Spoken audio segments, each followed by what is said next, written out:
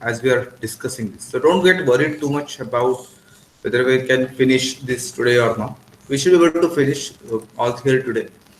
But even if you don't, it's fine, provided you understand what is being discussed today. Okay. So please feel free to ask questions in between. Don't hesitate to ask questions. Anywhere, anytime you feel like, okay, this is, I'm talking Greek to me, please, ask for clarifications. Uh, and once we are very sure that we have understood the basics, and as I said, we are only take only basics. Okay, there is a lot more in accounting which we are not going to touch. Right? We need to know something which is what we need to work with ERPNext. We need to know something very specific, something very basic. That is what we are going to cover. So very important for all of us to understand that. Okay. Before I begin, anything from the last session? Any questions from last session? Any doubts that you had in last session? Was it everything clear?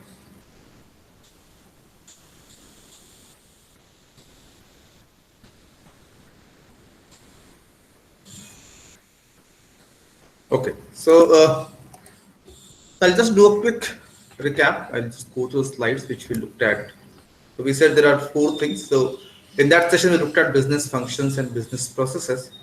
And today we look at accounting concepts and financial statements as what we need as a basics of accounting.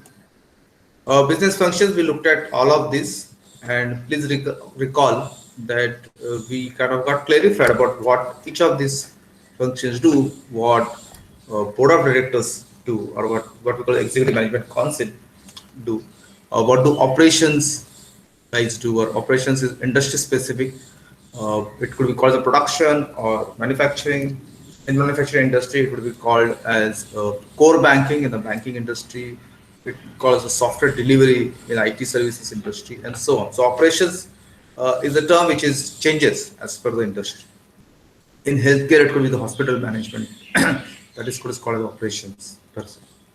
Marketing is where people start looking at developing new products or communicating about these products to the customers as well as to potential customers. Also includes market research in that. Sales is, as an important function because it brings money in the company. It brings revenue to the company. And it is all about managing customer relationships. So that's what we'll talk about in sales. Finance, we said it controls fund inflow and outflow. Whereas accounting will maintain all records, financial records. Okay. And in ERP, since we are all about actual record keeping in a way. I mean, if you really see ERP system, or for the matter, any information system, it's all about inputs and input forms and output reports. I mean, very roughly, I would say. Obviously, there's more to it. But very roughly, it takes input, it takes data as an input, processes the data, and produces some information. That is the basic idea of any information system. So accounting is something which is actually most of the time it's first function that gets automated. So in India, you see many companies don't use ERP, but they use Tally. Why? Because it's easier to implement Tally there, because Tally also makes life easier for the accounting people. It's all about recording information and producing reports. So Tally or any QuickBooks in US, for example, has become very popular ones because any company which goes for automation largely goes first with accounting implementation. Even in the large scale companies, when the ERP is implemented and later analyzed to see which department use it fully, I mean, only ERP, nothing else. It's typically accounting department which uses it fully. They do everything in the ERP. Whereas if you see sales or these people will have something else going on along with ERP. But yes, ERP provides a very integrated solution for the organization. So then we talk about HR, or human resources department. We talk about information system as in IT department or MIS department, sometimes it's called. Nowadays it's called digital department. And then there are support functions like purchase, facility management, legal department, investor relations, and so on. Then we look at business process, and I said when you have different functions, there are something that happens across the organization. So there are various functions available, but to make things work, there has to be some steps that need to be followed. So that is what was business process. I didn't show you this slide, but it essentially shows a definition which says flow of material, information, knowledge. So think of an assembly line in a manufacturing company. What is flowing there is a material, right? So it's some, maybe some doors and steering wheel and all these components. And at the end of the assembly line, you get a car, which is like, which can be driven out, right? So it's a material is flowing, but also a lot of information is flowing, right? I mean, which model of this car is, right? So same platform, same assembly line is used to make multiple models, and obviously multiple variants of the model. So if you're buying, uh, say Swift, Swift will also have LX and some different variants of that model. So all these are made on the one single assembly line. So all that information has to flow, right? Which is the model, which door should go, whether it should have fog lamps or not. This is like another component. So depending on the model variant, it will decide it, and that information has to flow. And even knowledge for that matter. I mean, people have learned over a bit of time how to manufacture defect-free, uh, product, and that is where you would see that you will have some knowledge also flow. If you think of our own software development lifecycle is DLC, you get requirements, then you kind of make requirement specification document, make some design document, make some coding changes, do some test cases, testing, make some deployment plan and all that. It's also a process which we follow.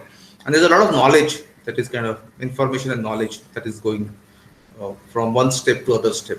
It's not only material, so to say, except you count paper as a material. Even today's world, online world, you really don't need any material that to pass on, but you are basically passing on information and knowledge.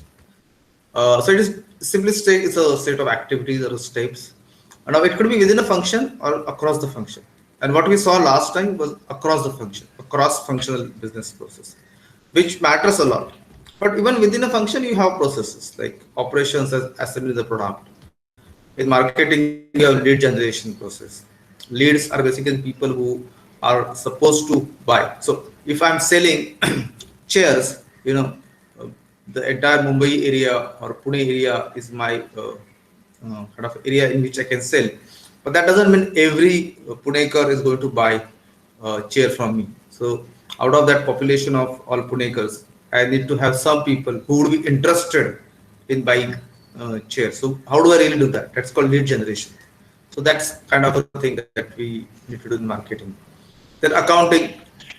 So creating financial statement also is a set of activities. So that is within accounting. Human resources also have a process called hiring employees, recruitment, which starts with advertisement of or giving a job description, JD, taking the resumes, processing them, shortlisting them, organizing tests for them, interviews for them, giving an offer later, and all that, maybe onboarding, etc. So is there all of what happens within companies, essentially a business process, a set of business process. But obviously what we are interested so much so, I'm just admitting people. What we are interested so much so in ERP is this cross-functional business process. And we looked at one, which is order to cash. And I showed that is a very simplistic way of putting an order to cash. Depending on the company, the size and the complexity, you would have very complex business process. But these are typically the order to cash, procure to pay. So someone somewhere needs some material to be procured, say in production or operations function, and then it goes to procurement, and then they issue some kind of purchase order, and the material comes in, is received by the production department, and then accounting guys will need to be informed. They will also generate some documentation, and they will release the payment. So production, there is one production, then there is a procurement, and then there is this accounting. It's three departments, three functions are involved in procure to pay. Concept to launch is a product development. Again, marketing will take into account. Operations guys will be involved to figure out what works in there. board of rights will be involved, right? So every of these processes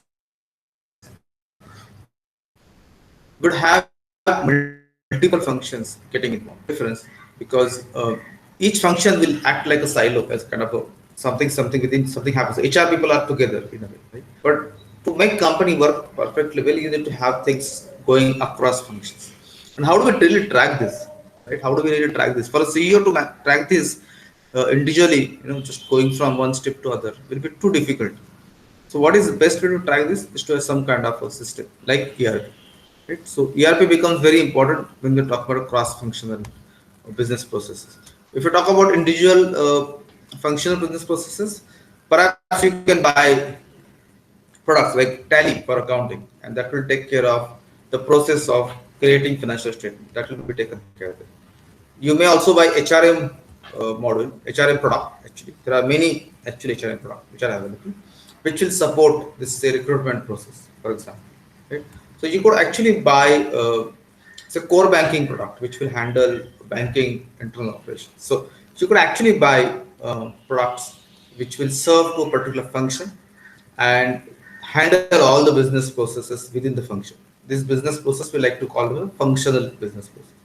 But when you need a system which can handle all, particularly cross-functional business process, that is where you will need a ERP system which will handle cross-functional business process. So you can't really have two systems together. That is uh, ERP also, and then this model specific or function specific systems. When you get into ERP, you handle the whole thing together, right? You have one ERP system which does everything for the company. So that is what the ERP is, and this is the process that we looked at. So this is what we discussed so far. I'm just kind of give a recap. Uh, Let me again take a pause here for a minute to see if there are any questions, doubt. Is this? I just want some feedback whether it's making sense to you.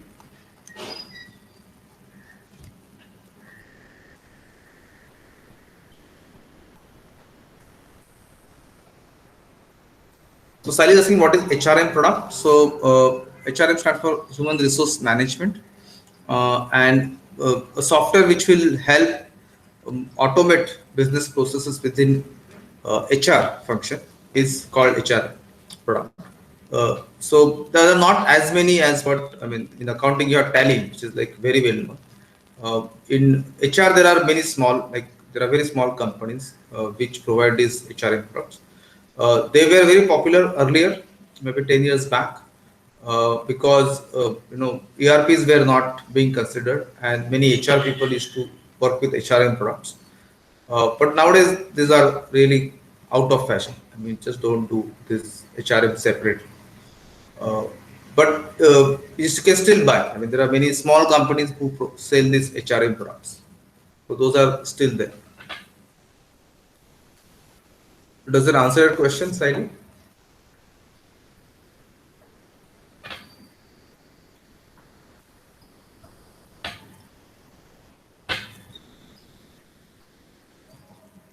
Okay, so Snail is asking, can you please one more time explain the difference between finance and accounting function? So accounting is a function where we record all financial transactions. So you're basically a record keeper, you're kind of maintaining all transactions that are happening. So you keep a record of it and make financial statements so that people can see what is happening in the company. The financial statements is what we'll discuss now. So in a way, accounting function is pretty standardized function in a way. We just get to record all account, all financial, all business transactions they kind of record.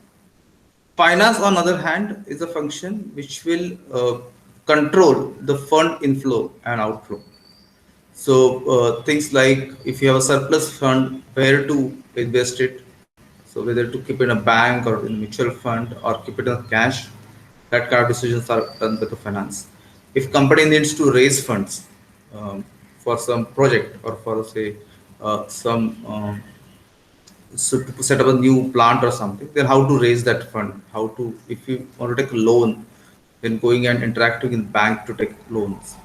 All that fund, how to get fund inside the company, that is something which is looked after by the finance people. And when the fund is going out, they also will keep track of it in terms of so they also are responsible for having budgets. Why do they do budgeting? Simply because uh, managers in the company should not just spend money left, right, as and when they think. In the beginning of the year, they're required to give an estimate that this is what we think we'll need money. So, for example, HR head will give an estimate that typically we have so many people, we have to do salaries, we need to go to campus, so we need to have some budget for that. Campus recruitment, we need to have budget for recruitment of people, and we need some budget for training and so on. All that budget has to be given, and the finance will kind of look into this budget, check whether it is all the departments budget, whether it is making sense, whether they are tallying together in a way for the company's ability to generate funds and what it can spend and so on, and also track whether you are spending as per the budget or not. So if I give a budget that my department will require maybe 30 lakhs in a year to spend, and I spend more than 50 lakhs, that is not acceptable. It will not even allow you to do that. It will stop you from doing it. Maybe 10-20% variance is okay, but anything more than that, it will stop doing it. So finance is an important function because they are keeping track of all fund flow, in flow or out. So that is their function, which is very distinct actually from accounting, but it's all about money. So that's the reason you will see accounting, finance go together, but the functions per se are pretty much distinct, so to say. Does it answer your question, Snehal?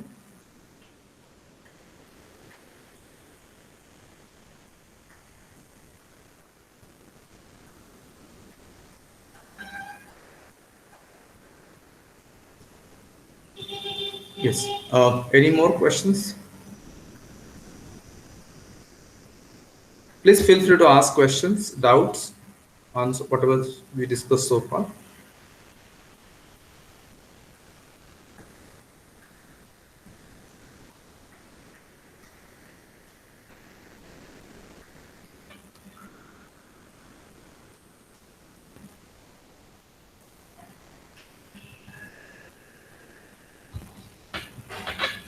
Okay, so let us go ahead.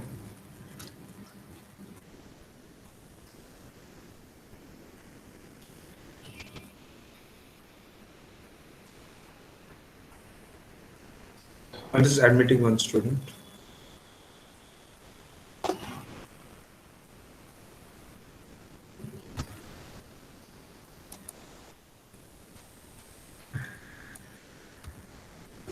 Okay, so what is accounting? Now we'll get to accounting. We'll not so much discuss finance, but accounting is something we need to discuss. So it's a process, okay, by which the financial information about a business is recorded, classified, summarized, interpreted, and communicated. Okay, large statement. We will not get on it so much, just kind of a definition. But this is something that you would have heard. So even though you're not an accountant, I'm sure some of your friends may be accountants or working in the accounting business or accounting function. So this is what they would do. They do, and this is a classical accounting data processing cycle. So they'll collect raw data. They will analyze these transactions to see how that raw data should be recorded. So you analyze those transactions and then you record those transactions in what is called a journal. So in old days, when there was no computer earlier, there used to be kind of books, literally notebooks, a big notebook. I don't know if you have seen this, kind of A4 size, thick notebooks, and they're called journals and they're called ledgers and all that. So, and some of your friends who are working, studying in BCom, Bachelor of Commerce, they had something called bookkeeping. So bookkeeping is because you need to really keep those books. And for large organizations, for old organizations, I mean those who are running for years, they would really have these documents on paper, and it used to be really thick books, kind of a thing. So all these transactions have to be recorded chronologically. Chronologically means as per time. So आज का record आज, tomorrow's later. You don't do it randomly, just to follow chronological order. So date wise, you kind of write it down, and then once you write it down, someone else who is perhaps more knowledgeable than the person who's just recording, or could be the same person for that matter, would post it to the ledger. So ledger are specific document like account receivables. There are different ledgers which is together, and there are again different set of notebooks in a way. So it will be taken out from that. It is there in the journal, but it is kind of put it in the ledger, a specific ledger, depending on the what type of transaction it is put in the. So if it is a payment, it will be noted somewhere else. If it is account receivable, it is noted somewhere else. So different types. We'll discuss what are the types, but these are ledgers which are posted. It's a posting to ledger. Then you need to make a trial balance. You need to kind of now try to make some financial statement. One of the financial statement is a trial balance or rather balance sheet, not balance sheet. And a balance sheet, I mean, we'll see later, it has to tally. That's where the tally word comes in. Has to tally. It has to be, there are two columns, both should tally. Now, it may not tally to begin with. So you create a trial balance and you see, is it tallying? Mostly it will not, because you might have not got all transactions in place. So you need to make those adjustment entries in accounting. Accounting entry, one thing that was done in accounting is that you never delete a transaction. Whatever is comes in, you kind of record it. Okay. If you made a mistake, you make a reverse entry and nullify that transaction. But simply don't delete it. Okay. So you need to do all these adjustment entries per se, and then finally make a preparation of financial account. So earlier, when there were no computers, people used to have a kind of army of people doing this kind of work, and hence there used to be a lot of people who with BCom qualifications are employed by companies, because this is a big task in itself, right? To kind of collect raw data, put these transactions and all. Tally helped to in India at least, Tally or QuickBooks in US for example, help to simplify this to a larger extent. So once you put it in the journal and the right thing, most of this could be done automatically. You don't need to really do it so much manually. So the process remains there. You don't need to spend as much time and as many people's time on it. So today you will see many companies have kind of reduced staff, which was required for accounting, because now most of it is automated. Most of it is done by the software person. The same thing obviously applies within ERP also. So this is a kind of a processing cycle. So it's basically all data. I mean, it's all data. So it's a very good candidate for automation in a way, because it can be done by the system much faster person. What would happen in ERP as against say Tally kind of a thing? In Tally, if you are kind of making a sales or a purchase, you need to make an entry. An accounting guy has to make an entry that sales has happened. So sales people have to inform accounting guys, because we are made this sale. This is the details. Please pass the correct accounting transaction. So that is what the accounting guys will do. When we are using ERP, what happens? Sales guys will make a entry, right? You will actually create a sales order. The system will create the entries in the accounting model. Right? Please give attention to this particular statement. What happens in ERP is that the business users, say they are sales guys in our case, or they could be purchase guys, or say manufacturing guys, right? They will make entries for their requirement, like they create a purchase order, they create a sales order, or something like that. And accordingly, the system, the software will make the accounting entries. So you don't need someone to really make the accounting entries separately. Once somebody has created a sales order, the corresponding accounting entries are made by the software itself. Okay, so you are eliminating the need of a person to do that work. Number one, and you also eliminate the possibility of making any mistakes. The order came for 7,325 and you made it entry of 700, 235. That kind of errors will not happen, because once there is a sales order out there, somebody obviously makes a entry there, mistake there is a different story. But once that one document is created, system will make the remaining accounting entries for that business transactions. So in ERP, will record all business transactions, and the accounting transactions more or less are done by the software itself. So you don't need to spend as much time as what you would spend in a manual or even in Tally kind of situation. In Tally also, the accounting guys have to make all business transactions entry manually. They will get some papers. Based on that, they will make entries. But in ERP, they don't need to make those entries because the entries are actually made by the system in an appropriate journal and literature person. And people can view it and see it and maybe approve it if required. But a lot of manual, unskilled work, so to say, something which is routine work, is taken care by the software. Any questions on this?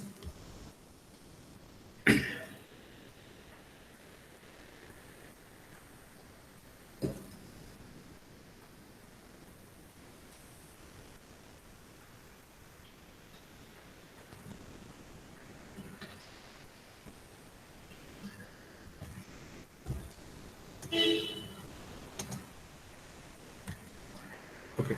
Now there's some key accounting principles. There are many of them actually. And as I said, this is not accounting class, so I'm not going to discuss a lot of accounting principles. I'm just going to discuss few accounting principles that we must know when we are dealing with ERP software. But but if you are learning accounting, then there are many things that you need to learn. We are not going to get into that details of accounting so much. But there are a few things that you must know. Or rather, there are four principles that you must know, because that otherwise will not be manage ERP in a way. So that's the reason we need to know. First is entity principle. So we say business firm is regarded as an entity separate from its owner. So what we're going to do, as I said, we're going to discuss a story, and we're going to live a story, live a life of a person who owns a business. And many times it may be believed that there is a company and there is a owner, and we cannot mix up between these two. Please note, company is a legal entity, which is separate than the owner. Okay. And for accounting purpose particularly, we see the company is a separate entity. Okay. So it's very simple principle in a way, but very important. Because otherwise, that could lead to confusion. That entity, company is a different entity. The owner is a different person. Okay. That is what it really means. Let me admit Dhananjay.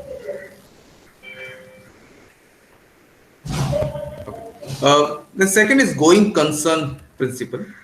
So many times, I mean, this company is going to get closed, it's not doing good and all that, right? Or the market is very tough and the company is going to get shut down. Or sometimes the companies are formed for a specific period.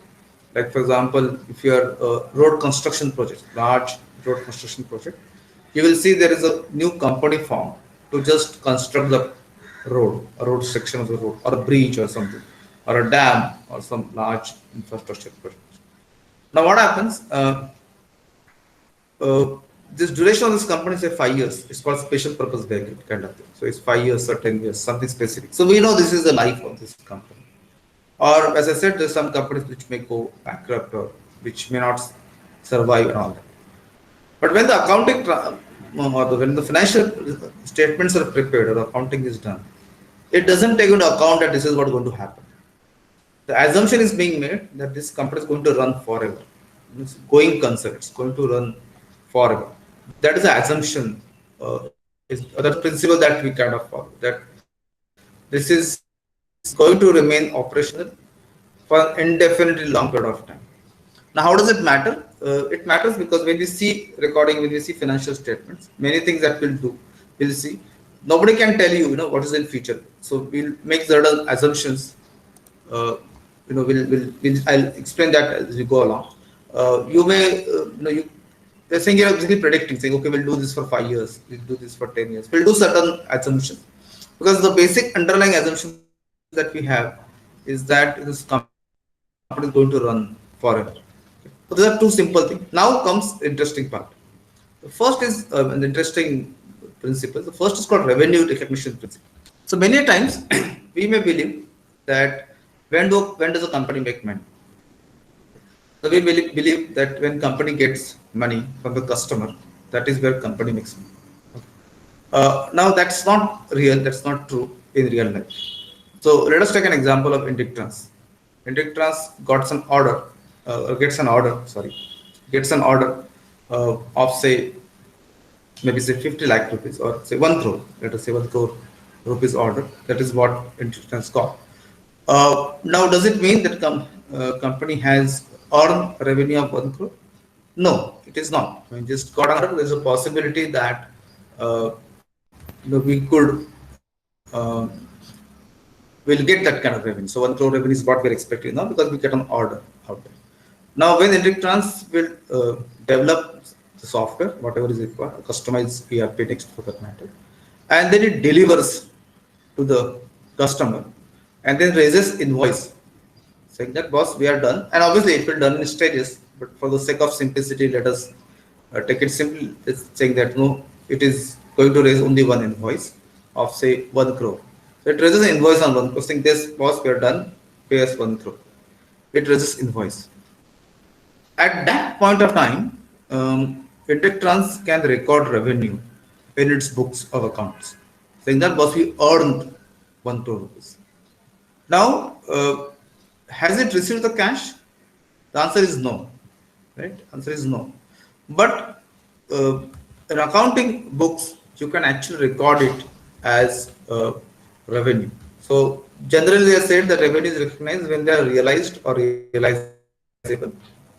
Okay, so when you know that this is going to happen, and are earned usually when goods are transferred or services rendered. Okay, no matter when the cash is received. So cash will come after 1 month, 2 months, but revenue is already recorded. Okay. Please note, revenue is already recorded, recognized, even before cash has come to us. Okay. That is something that we should remember. The second principle is called matching principle, which says expenses are matched to revenues. Okay. What does it really mean? So, for example, Intacct takes a decision that it needs to buy. Let me admit Chaitrali.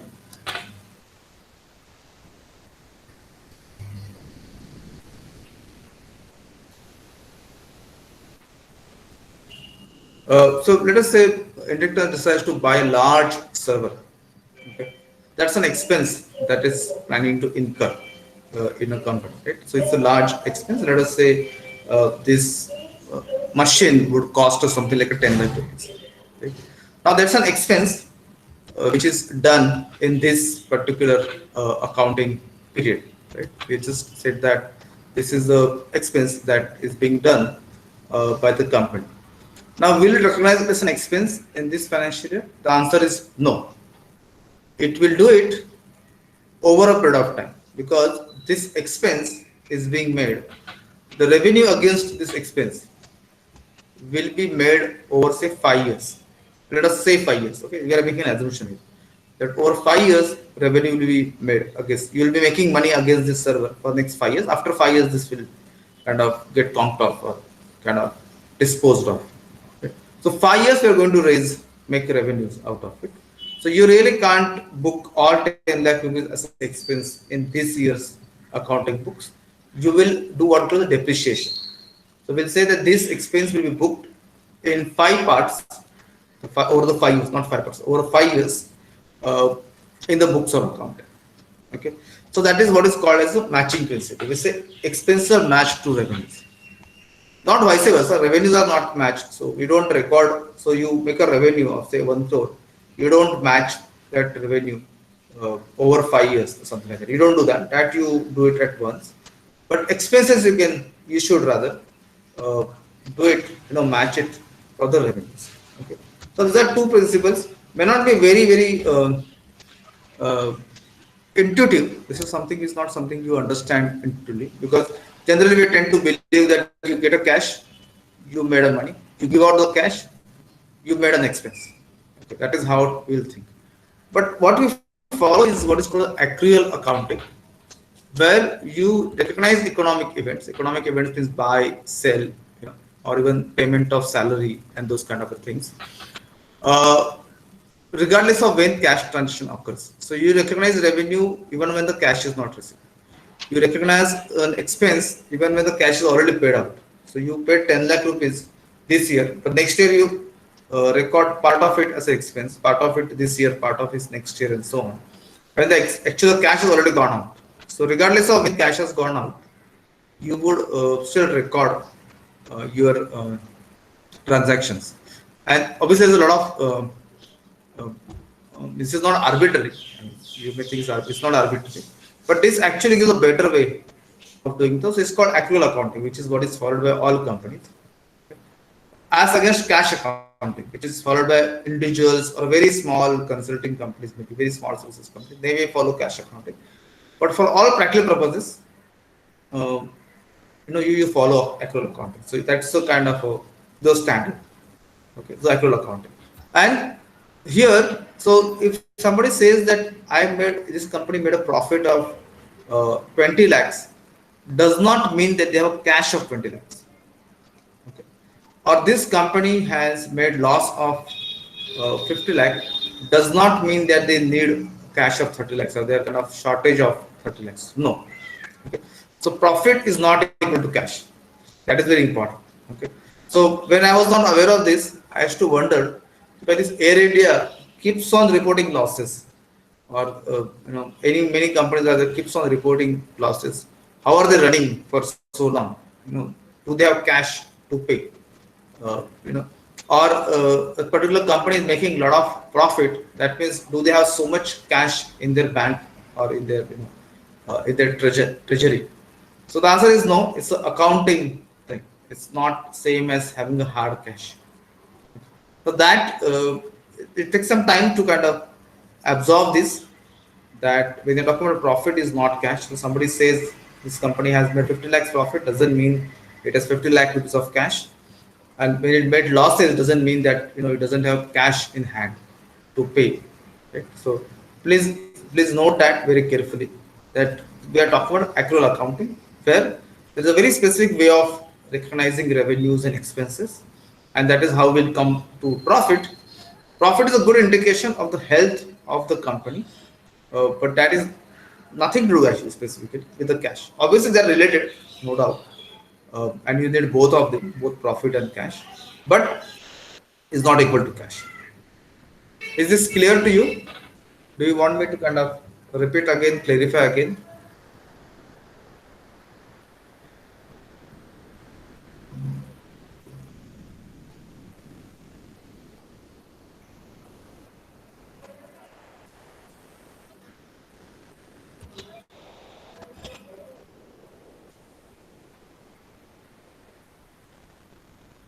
Okay, so Archana said it is not clear to her. Is that so, Archana?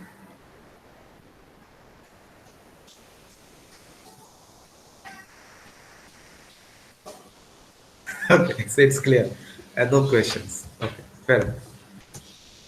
So now let us talk about depreciation, which is the term that you'll hear again and see that in ERPNext. So we'll just quickly look at it.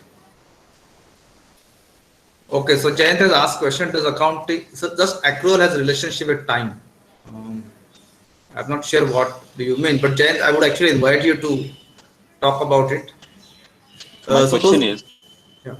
when you say Yes. accrual, so does it mean any event which has happened on particular period of time? So like sales, if I say sales right now and I've delivered a goods, does sales is complete? Okay, it depends on the way company. So if you look at accounting statement, they will mention how they recognize the revenue. So it could be different for different companies. So for example, if you take a very simplistic example of I'm making chairs and I'm delivering chairs and I have a payment terms which says that I will deliver it once. I deliver it and I record the sales, and my sales is recognized, but the process is not complete. The process will complete only when I get a cash. So when we talk about sales process, that's not complete. In accounting, we recognized revenue, but the process is not complete.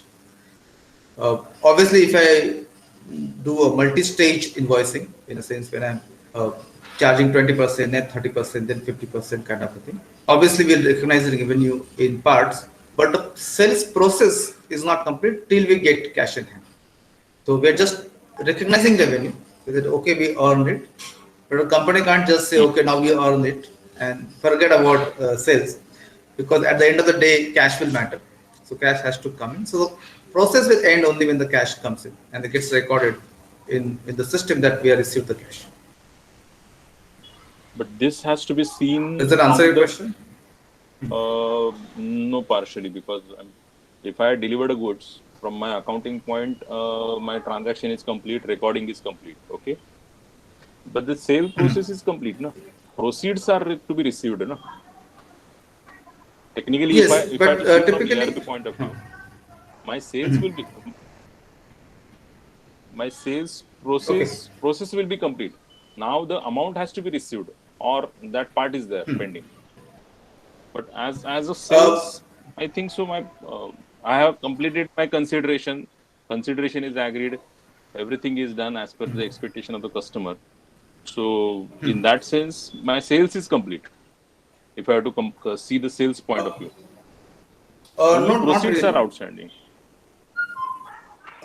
Not really, because what happens is, first, I mean, when you look at order to cash process, particularly, when we receive the order, we executed the order, raise the invoice, and we recognize the revenue. But that invoice has to, accepted by the client. The client has to make the cash payment. So from accounting perspective, we can say, okay, the that particular revenue recognition has happened. But from the business process perspective, we don't say it's closed, because the payment has to be received. There could be an issues in terms of quality defects. The client may not agree to the amount that we raised. It may not say it's complete, so they may actually send some defective items back. We need to take into that account. You know, maybe make some adjustments accordingly.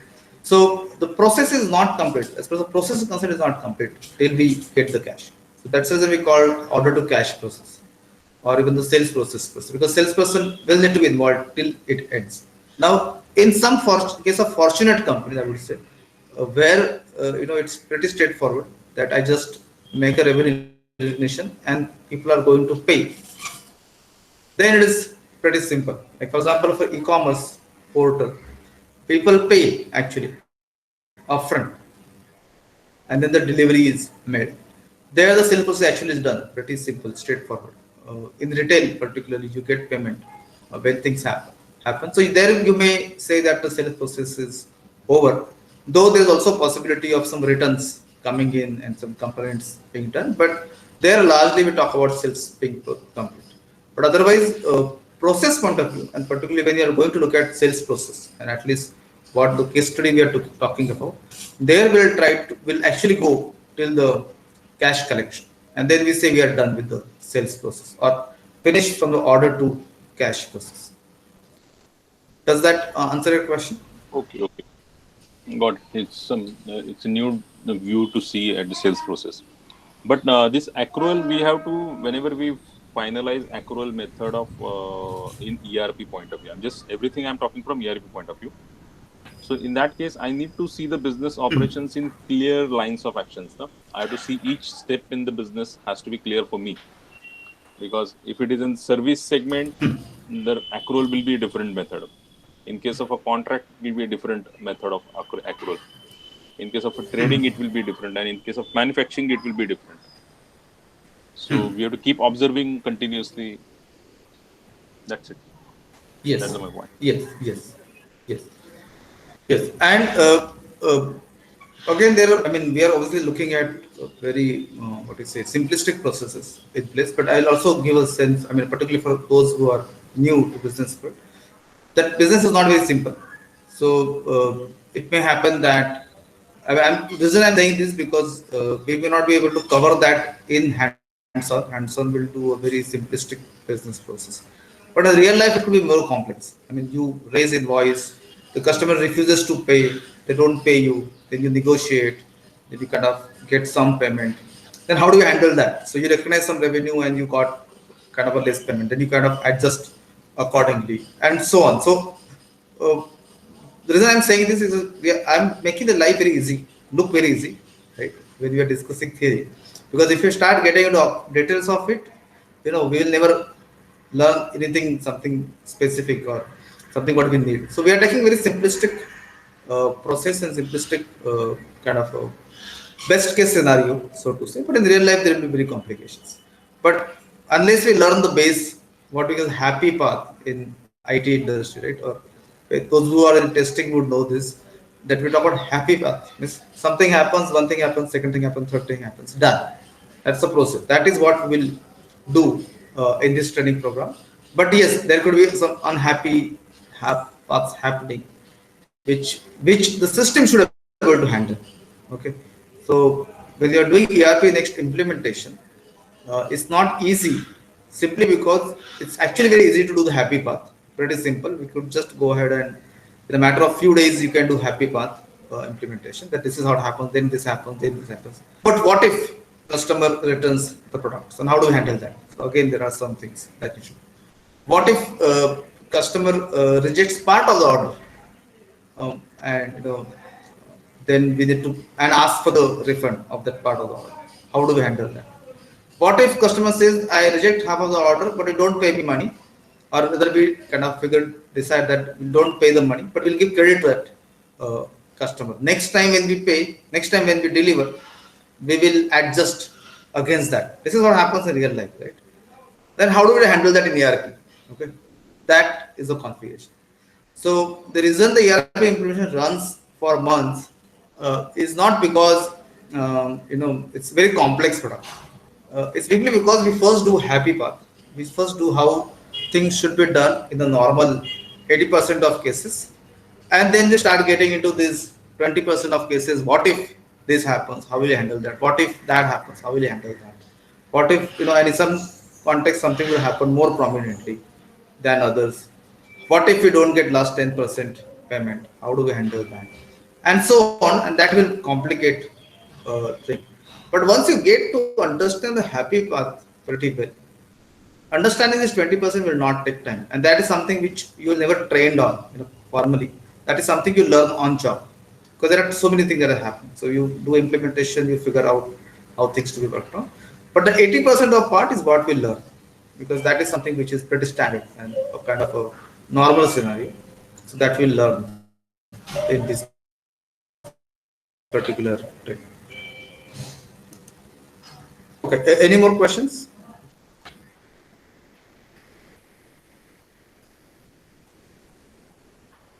Okay, so depreciation is some. Oh, no, sorry, Archana asked question. What is the key difference between matching principle and accrual accounting? Does adjustment entry plays a role in either case? So accrual accounting is a type of accounting which we follow. I mean, the other type is cash accounting, which is not followed, at least in companies' cases, followed by very large, small, individual freelancers maybe, but not really big companies. So we only follow accrual accounting. Accrual accounting is based on these two key principles: revenue recognition principle and matching principle. So these are what we say building blocks for accrual accounting. So accrual accounting essentially means that you are not recording transactions based on cash times. You are recording transaction based on how the events, economic events are happening, like purchase, buying, or payroll or tax payment and all that. So accrual accounting is the way of doing accounting, and matching principle and revenue recognition principle are two kind of a key principles that are kind of building blocks for the for accrual accounting. Does adjustment entry plays in any role? So adjustment entries, I guess you are referring to something to do with trial balance. That is what we'll do. There's nothing to do here actually. Let us keep them separate. This is so if you're referring adjustment entries as the ones which we talked about during say making trial balance, then there are different things. That is not what we are talking here. Does it answer a question, Archana, or you have something else in mind when you meant when you said adjustment entry? Okay, fair enough. So that's good. Thank you, Archana. Okay, so when we said depreciation, so what is happening? Let us understand depreciation in a very simplistic way. As I said, we bought this 10 lakh rupees machine, and it is supposedly used for 5 years, and after 5 years we'll dispose it off. Okay, I'm taking a very simplistic or normal scenario. So after 5 years we'll dispose it off. It's 10 lakh rupees is the purchase price, and when we dispose it off, let us assume that we'll get some money out of it when you sell it off. So after 5 years, we'll get some 1 lakh rupees kind of a thing. Now, how do we really record this as an expense? So as per the matching principle, we can't record that whole expense in 1 year, in first year. You need to record it in 5 years. Okay. So, so we really need to understand what we call as a depreciable base, which is basically cost of assets minus residual value. So in this case, 9 lakh rupees. So 9 lakh rupees is what you want to depreciate over say 5 years. Now 5 years is what we decide is a useful life of asset. Now, can I take it as a 10 years? Can I take 20 years? The answer is yes or no. Yes, theoretically, yes, I can. But anybody looking at account, book account, there are some norms. So if it is a computing machinery kind of a thing, it's generally 3 years or 5 years. That is what we take. So it should be reasonable. Whatever you take should be reasonable and should be as per the norms. And sometimes there could be enforced per se. But typically, let us say a computer or server we could take like a 5 years. So that's a useful life. And then you can choose the depreciation method. Either it could be straight line method where the formula is given, where you say 9 lakh divided by 5, and that's become annual depreciation. That is what you record as an expense. So it's an expense actually that you are doing. There is another one which is more prominent called return down value method, where it's a little complex, not so complex, but it's basically depreciation rate you kind of decide into back book value at the beginning of the year. So you kind of, they say you'll depreciate maybe say 10% or something or 20% or something.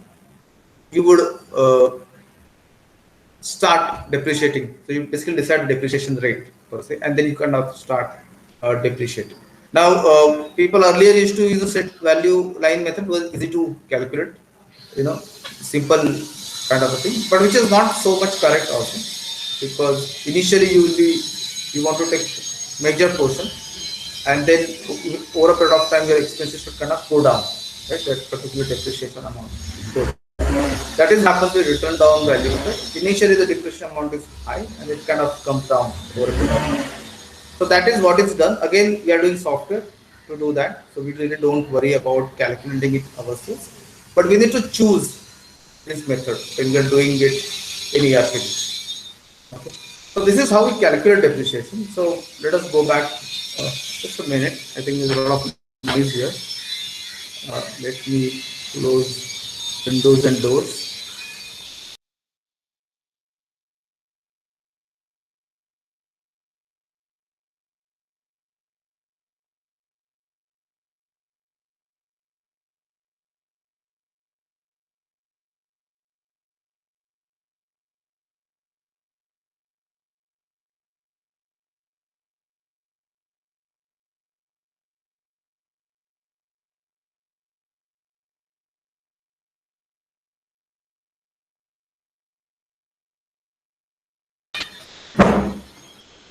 I hope this is low now.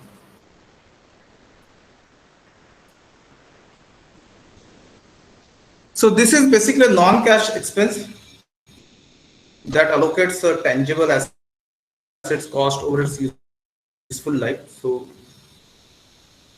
the cost, that expense that we incurred in year one, we're actually spreading out to more than 1 year. And then we are matching the cost of this with the revenue generated by that asset by spreading such cost over their expected life. Okay, so that is what is the depreciation. Okay, there is obviously it could become very complex in a way in terms of how do you really decide what is the useful life of asset. What is the right depreciation rate? Is it 10%? Is it 20%? What is the right depreciation rate?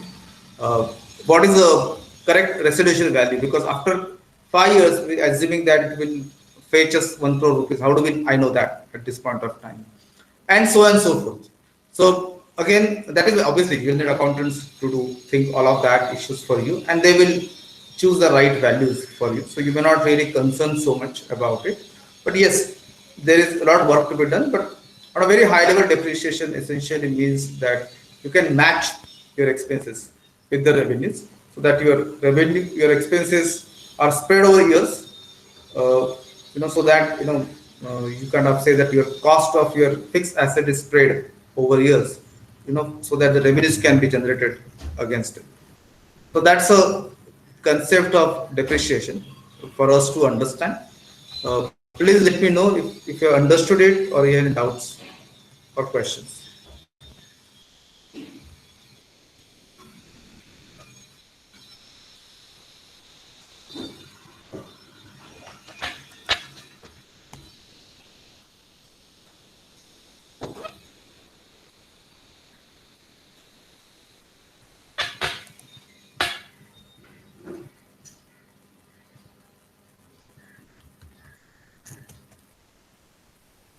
Okay, now there are two more things. I mean, we're still talking about the cash timings because that are important.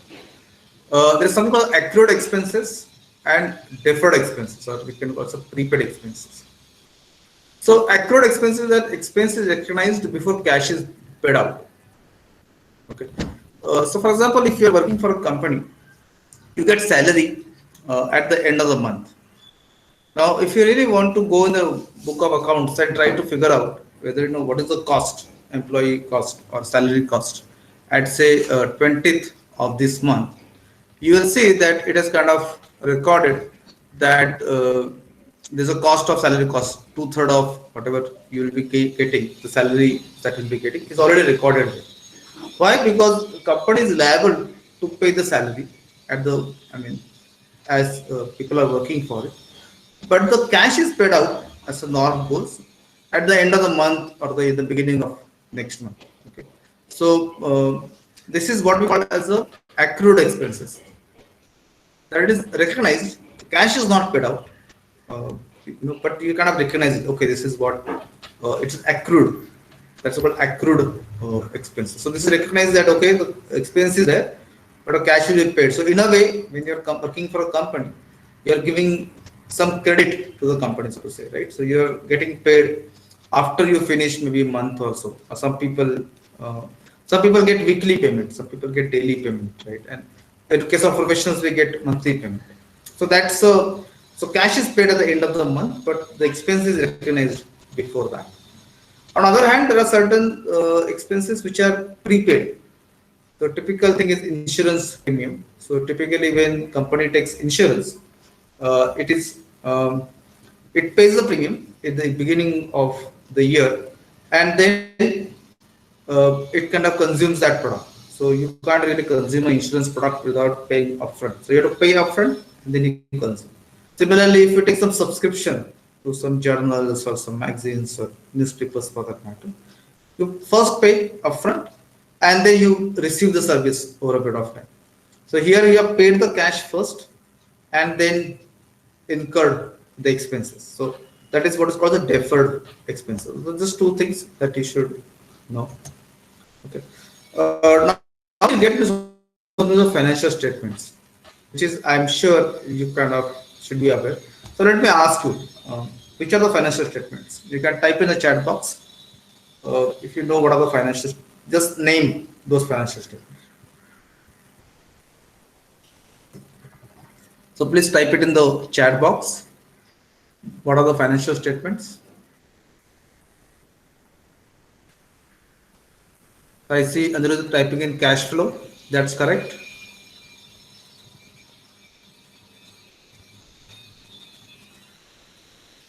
Fund flow. So fund flow is, I mean, if you really mean by cash flow, that's a financial statement. There's nothing called a fund flow statement. There's something called a cash flow statement. That's one of the financial statements. Yeah. Any other financial statements that you have heard of?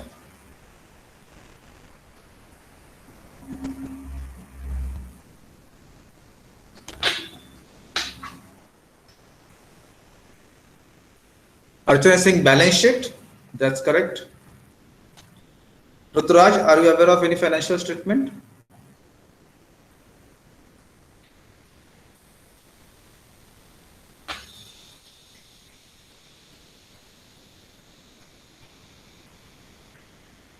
Monica, Anil, Ashutosh.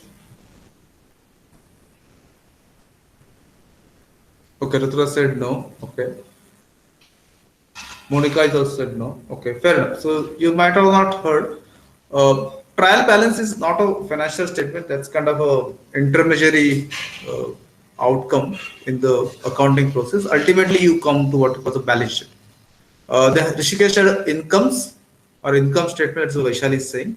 Yes. So income statement also called the profit and loss statement. So profit and loss statement, balance sheet, and third is cash flow statement. So these are the three statements which what we call the financial statement. Typically, company would publish the balance sheet and the profit and loss statement. These two statements are generally prepared.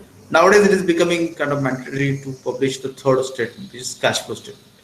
It is said that if you get any two statements out of these three, you can derive a third statement, which obviously required good expertise in accounting to do that.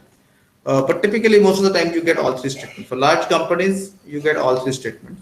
And obviously, ERPNext produces all three statements. So we'll see those statements in ERPNext. So let us first look at profit and loss statement. So this is very simplistic kind of a thing which I'm showing. So I show net sales, that is also top line. So you might have heard this term top line, bottom line, and I'm sure you hear these terms quite often, top line. So this is top line. This is like a sales, the revenue. You call it the sales, you call it revenue. There are the different terms that are used. Then you deduct what you call as the cost of goods sold. Whatever, suppose if you have bought some, so if you're a manufacturing company, for example, this is typically for a manufacturing company, you'll have a cost of goods sold. So whatever goods that kind of have, you sold, that is a cost, where is 300, let us say for 2009-10. So 500 minus 300 will give us 200 gross profit. Okay, so that is something, it's a gross. So there are many types of profit actually. So from gross profit, you can subtract selling, general and admin, SG&A, which is a standard term. Basically means all the cost which is generic. I mean, regardless of whether you sell goods or not, you kind of incur this kind of a cost. So that is, let us say 50 rupees here. Obviously, these are crores in crores of rupees. It's 50 crores actually. And then we talk about depreciation, right? So that is what we're counting here. There's another term here called amortization. So depreciation is for tangible asset like machinery, building, plants. You know, these are all we do depreciation. But there are intangible assets like patents or goodwill or the brand value and those kind of things. So that is where you will call as amortization. Okay, so principal concept is similar in a sense. In fixed assets, we talk about depreciation. In case of intangible assets, we call it amortization. So let us take that as 50. So you get operating profit, which is what is the profit before interest and tax, and that is called, in our case, 30 rupees. Sorry, 100 rupees. Then you may make some interest on the loans that you are taking. So that you subtract, that is 30. So you get profit before tax, PBT, something called PBT. And then you say, deduct some taxes, and again, this is really simplistic, but you come to the not net profit or profit after tax, which is called PAT. And that is what is called bottom line. And that is, in our case, is 50 crores. Okay. Now there's a top line, there's a bottom line. Okay. You start with revenues and start deducting all the expenses. And when you deduct the expenses, you kind of reach a stage where you get something called as a net profit, which is basically nothing but what is also bottom line. So that is what profit and loss statement is. It is prepared for a period, maybe for a month, for a quarter, or for a year. Typically, it is published for a year. So you could see for this particular year. And in India, the financial year starts on 1st April. So 1st April to 31st March. That is what we do. So that is how you will prepare profit and loss statement. Any questions?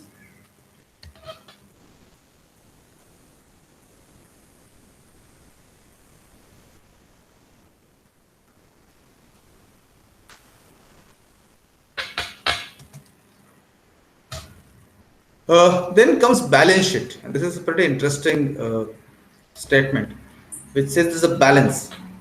Okay.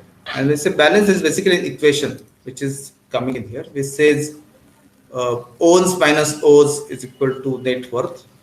Okay, let us discard this. Let us look at this second one, which makes more sense. Assets minus liabilities is equal to owner's equity. So remember, we talk about entity principle, right? In entity principle, we said that the owner is separate from the company. So owner actually makes some investment. It invests maybe 10 lakh rupees in a business, and it has got an equity in that business. Let us take that. Now that owner's equity is initially started with the investment, maybe 10 lakh rupees investment that we put in. But over a period of time, the company makes profit and or make losses as it goes on, and it makes profit and losses, and there is some net profit every year that we have kind of a thing. So it gets accumulated. Now company owes it to the owner. Okay, so that is what is called owner's equity. Owner's equity begins with whatever money the owner has put in, but over a period of time, either it increases, hopefully it increases, or it could come down, it could deteriorate, or it could come down if the company is making losses, left, right. So, for that is what is the owner's equity. So that is equivalent to assets that company builds minus liabilities. Whatever companies owe to other, say bank for interest payment, or to government for taxes, or to employees for its salaries and all that, right? So that's the liabilities. And the assets will be fixed assets like property, plant, equipment, or investment, and so. Now this is the standard thing, which is says assets is equal to liabilities plus owner's equity.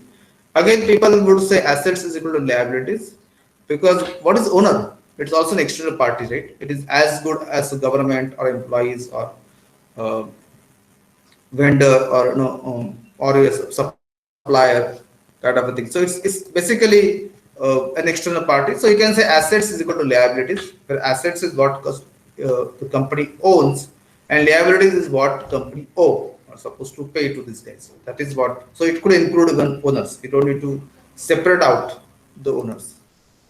Okay. Now, the challenge using this terminology of assets is equal to liabilities is that when we look at it, we start feeling assets are good because we own them. Liabilities are bad because we owe them, right? We are not supposed to have liabilities.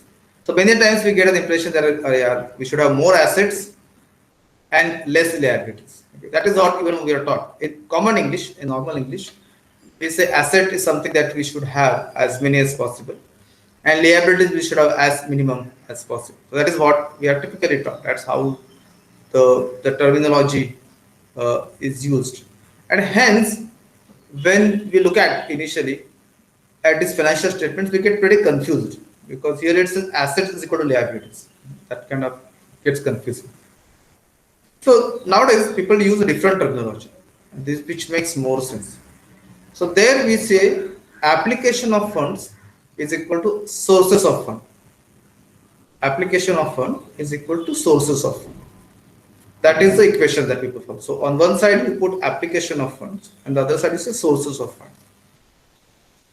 I'm admitting Yogesh Somanshi. So on one side we say application of fund, and other side we say sources of fund. So we are getting funds from these sources and we are applying it in other side, whatever the assets that we are building. Okay.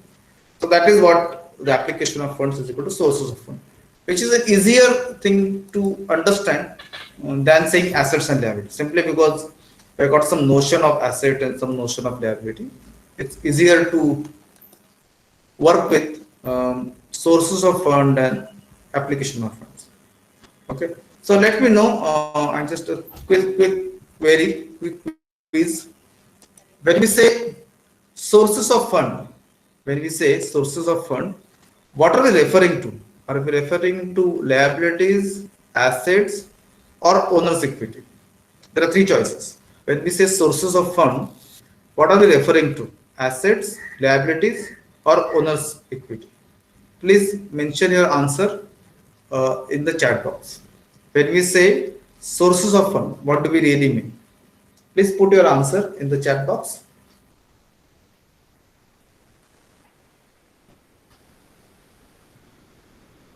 If question is not clear, please ask me to repeat. If you understood the question, please answer in the chat box. Okay, so Rishikesh said assets, Ashish said assets and a question mark. Okay. I'm talking about sources of fund. So I got three answers by now, all saying assets. Okay, let me wait for a few more answers. I'm asking what is sources of funds.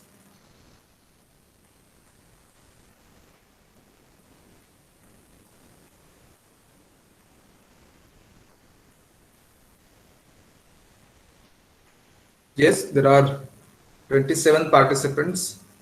Okay, Anil, that is not a choice given. Banks is not a choice given. I'm only referring to assets, liabilities, and owner's equity.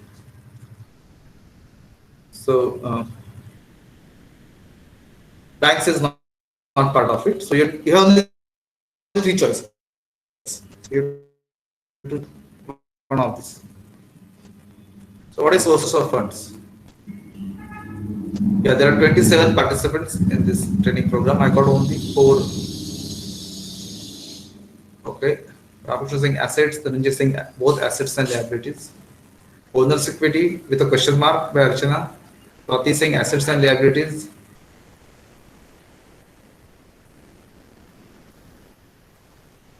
Yes. I want some more answers.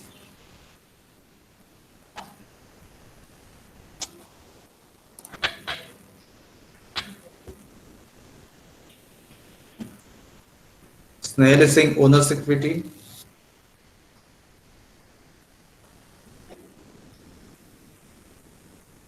Jitendra, Nupur, Rahul, Sumit, what do you think? You have to give a guess. Whatever you understand. Assets and liabilities, what Swati said.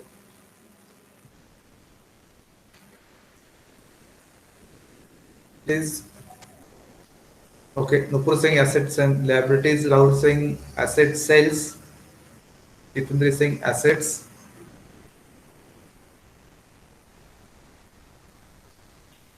Okay. Uh, okay. So the answer is actually liabilities. The sources of funds actually liabilities, but the liability includes owner's equity. So if I refer to this uh, thing, and we say assets is equal to liabilities. Okay, so let me. But assets create the source of income. Na? Just liabilities cannot be a source of managing the assets. If you do not have assets in any sort of whether it's human assets or whatever sort of assets, how the surplus is going to be generated? Okay, okay. Man who's saying, I'm just not able to find Jayant. who's speaking. Achha, you're okay. Now I can see you are speaking. Okay. Sorry, I missed your question. Can you please repeat again? So my question is, you're saying liabilities are creating the sources of fund. Okay, that is not liabilities are accumulation of the surpluses basically. Assets create their assets. Asset is a source of fund. Asset is a source of earning. Without asset, you can't earn anything. Okay. If I don't have a single penny of rupee, Okay, that's a good argument. if I don't have a single machine, if I don't have laptops and PCs and people are sitting there, I can't just create a software. I can't just make money. So for making money or creating assets, I need to have something in hand. Whether it's a monetary asset, non-monetary asset, intellectual asset, some sort of asset is required. Liabilities cannot create a source of fund. Okay, that's good. Any other comment on this? Very interesting observation.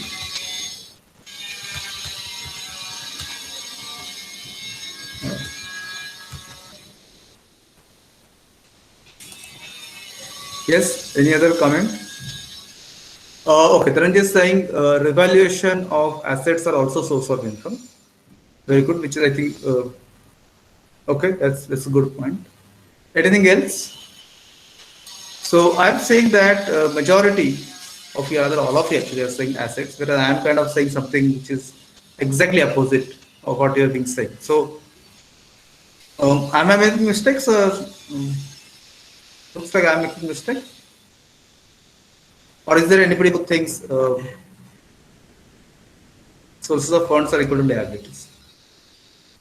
I think Jen made a very good argument. So Do you agree with him, or do you think that no, the liabilities means sources of fund?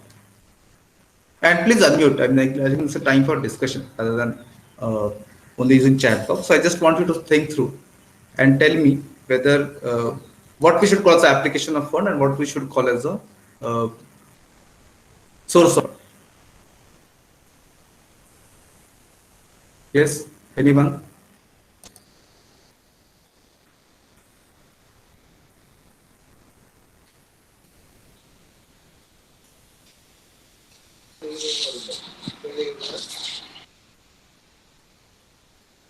Yes, somebody is speaking.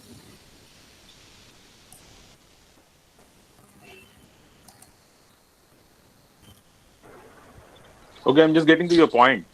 Unless we don't put a capital to the business, the resource there will not be any income which will be arising, because anything starts within something Right. in basic foundation. I can buy an asset or I can have people or a team, unless there is an investment, and unless there is an investment which is a cap owner's equity, as per this simple line, owner's equity, which is also a liability basically. So unless Yes. that is not there, Yes. asset cannot be created, and unless, yeah. So that's in what you can say, merry-go-round continuously.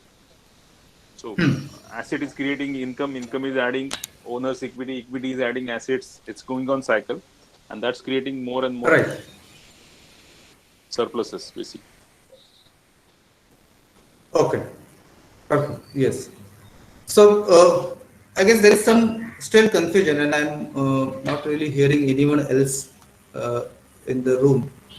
Though I still see assets is being seen as a source of fund. So let me just type in whatever you are just saying. So I'm just saying source of fund.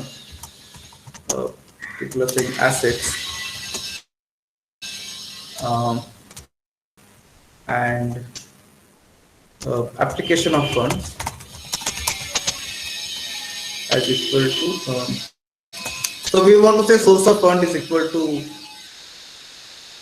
application of funds, and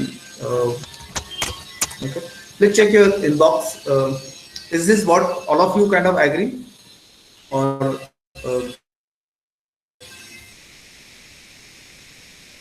you say otherwise? So if you agree, you say yes. If you don't agree, you say no. Is this correct? If you say yes, if you think this is correct. Say no if you say it is not correct. So I want everyone to kind of whatever you understood so far. I'm not saying that you understood it fully. You are just scratching the surface. But whatever understanding that you are developing, uh, let us see whether you kind of agree. So Jayant is saying no. So Jayant is saying it is not correct. Sources of fund. Okay, so Jayant, you are saying other way around. I'm just framing my statement, because as you discuss, as I said initially, that sources of the fund is going to be assets, but from income point of view. For buying an asset, I need money which I will have it from my own capital. So I'm reframing the statement again. That's why. Okay. Good. Ashish is saying liability is amount of money owed. So it is source of fund. Is it? Okay. So there's question mark here. Sources of fund is equal to assets. So Radhika is agreeing on that. Very nice. Good. So even before we decide what is right or wrong, let us first get inputs, because I want everyone to start thinking now. Because I think for last 1 hour, 20 minutes or 15 minutes, I am speaking, everyone is listening. So I want all of you start thinking now. What could be assets and what could be liabilities? Or let me do one thing. I mean, since we are kind of running out of time, I will show you what is there in assets and what is there in liabilities. Okay, and then we'll come back to this and we'll see whether assets should be called as sources of fund or liabilities should be called as sources of fund. Okay, so let us understand assets and liability a little more, and then we'll come back to this. And please have some patience. Uh, by now I think you realize that I'm not really giving you ready answers. I want you to think hard, and I see that there's little confusion, is not sure about it. So let me, instead of giving answers out of it, let me explain what is assets, what is liabilities. Okay. And then let us come back to this question, whether what is source of fund or application of fund. So it should be either get more clear or maybe more confusing. I don't know what will happen. But let us see assets. So when you say assets, and let me actually use one slide, which is easy for us to, uh, okay, let me just become slow. What do you see on the slide?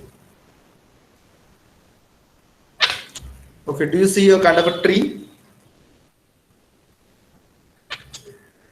Okay, I think Yes, there's sir. please out answers. Okay. Okay, so let me go back to this because it is very small. So let me go back to here. Okay. So when you say assets, there are two types of assets: current assets and we say long-term assets, so to say. Okay, fixed assets essentially. So current assets are basically cash equivalents. That is basically you put money uh, uh, in the account. So that is what is called cash equivalent. In the bank account, it is as good as a cash. So that is your asset. Account receivable, it is something which is money which is about to come from the customer. So we already talked about it, right? We raise an invoice and we are waiting for money to come in. So that money has not come, but it is expected to. So it's not cash, but it is expected to be received very soon. So we will call it account receivable. So that is something which is coming, money we are expecting to come. Less allowance for bad debt. So if you believe that though we are expecting 100 crores to come, maybe only 90 crores will come. Remaining will go away, will not really happen. So that we put allowance, maybe a 10 crore over there. Then all the inventory that we have. So for example, if I'm making chairs, then I have all these wood that I have, then all these raw material, like some metal I will need, right, to make those chairs kind of a thing or to make furniture. So all the raw material I have, so I have some inventory of the raw material that I may be making some artifacts of it. It's no longer a wood, but it is cut wood, cut into pieces. That is a work in process. And then finished goods, which is basically chairs or tables or desk and all that. This is all my inventory that I have, which is also an asset for me. Then all prepaid expenses, like I already paid for insurance, I already paid for some subscription and all that. That is already paid out, so that is also an asset for me. Then I have a long-term assets, which is basically property, plant, equipment. So I have buildings, I have machineries, I have a land, right? That's a kind of a fixed assets that I have, which is, let us, if I record a purchase price, then I will deduct depreciation and I will say current price. So for example, the machinery of 10 lakhs, but at any point of time I'm looking at it, maybe 2 years from now, maybe out of 10 lakh, I will record as a 10 lakh, and as a depreciation maybe 4 lakhs, so it is come down to 6 lakhs. So that is the net value of that asset person. Then investments that are made in other companies or in mutual fund or in some equity, that is something will come here. And then intangible assets like goodwill, the intellectual property, the patents that you have, copyrights that you have, all that is a long-term assets. So this is one side. एक side में है short-term assets, current assets and fixed assets. Another side we have liabilities, which is short-term liabilities like you need to pay loans. So if you have 1 year loan, whatever you need to pay within a year, that is liability. Short-term loans, accounts payable, you have to pay to suppliers, to the vendors. That is a liability that you have. Accrued expenses, then provision for tax that you need to pay to the government, employee benefits, the salary that you need to pay, dividend that you need to pay, and so on. And then long-term liabilities like long-term loans are there. There could be some deferred taxes that you need to pay. Pension you need to pay at some point of time, right? So it's a long-term kind of a liabilities. Then you have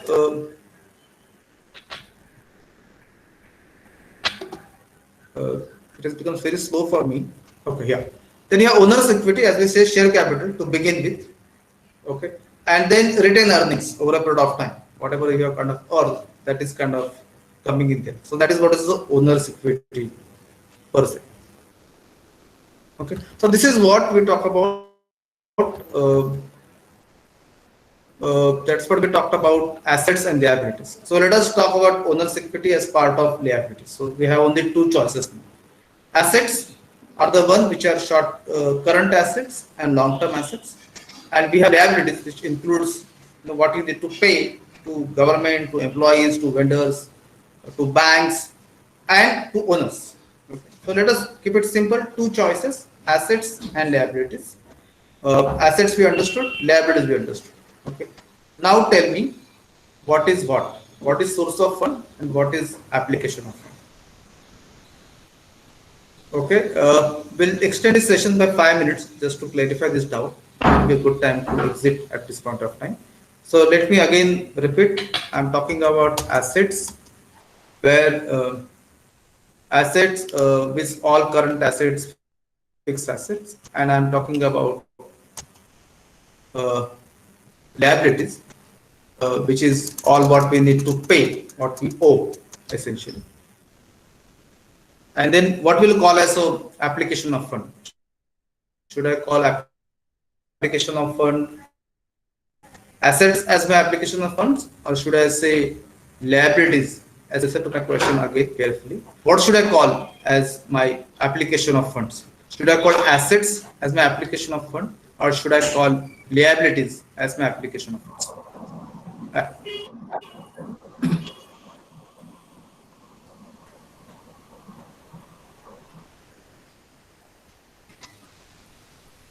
Yes, you need to again repeat your answers, or maybe need to change the answer because the question is changed now. I'm saying application of funds. Uh, so Dhananjay is saying asset is application of fund. Okay, that is one answer that we got. Liability is the source of fund. Okay. And then Archana is saying application funds is liabilities. Okay. Let us not use the word equal to sign because that could be confusing. Because we're saying assets is equal to liabilities. So that could be confusing. So let us say that asset is application of fund or liability is application of fund. Asset or is it liability?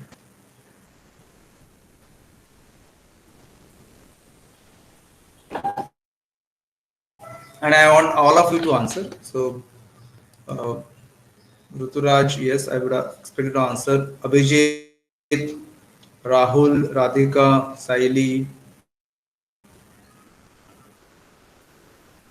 Nupur, Sumit. Please, I want every one of you to answer this. Okay, so Vaishal is saying liabilities. Nupur is saying liabilities.